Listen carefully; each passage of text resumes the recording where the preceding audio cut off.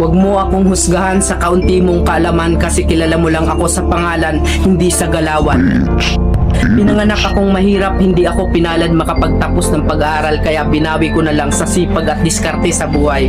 Oo, wala akong pinag-aralan pero kaya kong kumita sa lansangan na hindi mo makukuha sa taas ng iyong pinag-aralan. Bago mo ako husgahan, daanan mo muna lahat ng napagdaanan ko para malaman mo kung sino at bakit ako ganito. Huwag mo husgahan ng isang tao dahil sa natapos niya. Dahil minsan, kahit yung mga taong hindi man humahawak ng diploma, daig pa nila yung nakagraduate ng may corona. Bawat tao may kanya-kanyang kwento sa buhay.